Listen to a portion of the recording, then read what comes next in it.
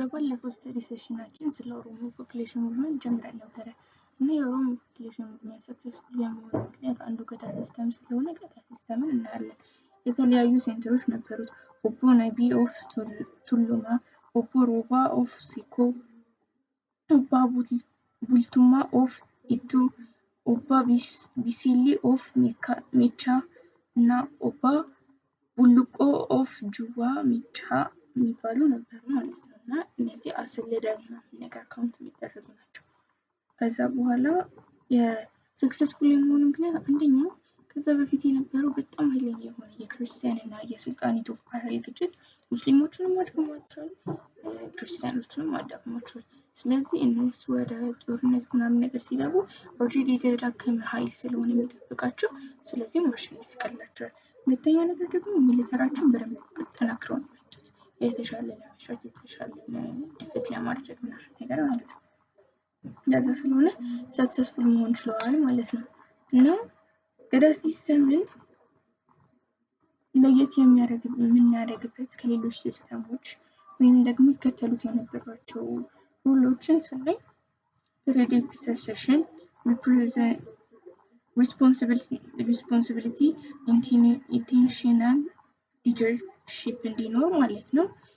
የሆነ ኤሌክት በእድሜያቸው ልክ ሌቭል አዘጋጅተውላቸው እያንዳንዶቹ በየእድሜያቸው ከተወለዱ እስከ 8 ዓመት ድረስ ዱባሊ፣ ገዳ ጋሚ የሚባለው ከ9 እስከ 16፣ ፉሊ የሚባለው ከ17 እስከ 24፣ ቁንዳላ የሚባለው ከ25 እስከ 32፣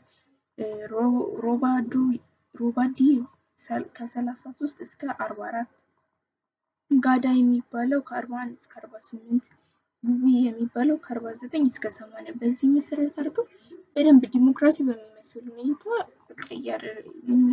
ነበር በዛ ጊዜ ማለት ነው። ቼኪንግ ባላንስ ነበር፣ ዲቪዥን ኦፍ ፓወር ነበረ፣ ባላንስድ ኦፖርቹኒቲ ነበረ፣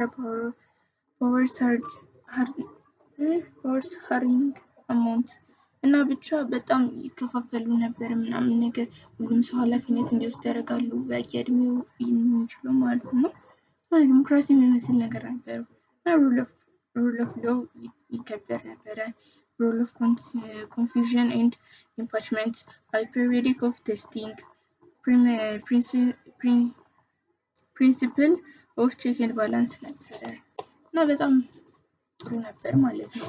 ይሄ የሰክሰስፉል የመሆናቸው ምክንያት ነው ብለን መያዝ እንችላለን። እና በኦሮሞ ስርዓት ውስጥ ሁለት የአዳፕቴሽን መንገዶች አሉ፣ ጉድፈቻ እና ሞጋሳ የሚባሉ። ጉድፈቻ የምንለው ማንኛውንም ቻይልድ አዳፕት ማድረግ ይቻላል። ማንኛውንም ቻይልድ በቃ ቤተሰብ የሌለውን ቻይልድ አዳፕት አድርገን ልክ እንደኛ ራሳችን ልጆቻችን ስናስፈካቸው ነው። ሞጋሳ ደግሞ ኦሮሞ የሆኑ ቻይልዶችን አዳፕት ነው የምናደርገው። ግን ኦሮሞ አይደለም ተብሎ እንደ ሁሉንም ራይትንም ሬስፖንሲቢሊቲያቸውን ኦሮሞ ቻይልድ ቢሆን ኖሮ የሚያደርገውን ይቀላቀላሉ። ኢቭን ገዳ ሲስተም ውስጥ ይገባሉ ምናምን። ለዛ ያሪኳል እና የሲዳማ ሚሊተሪ ሲስተም ኦፍ ገቨርንመንትን ስናይ ሲዳማ በቀጣይ ሴሽናችን እናያለን ማለት ነው።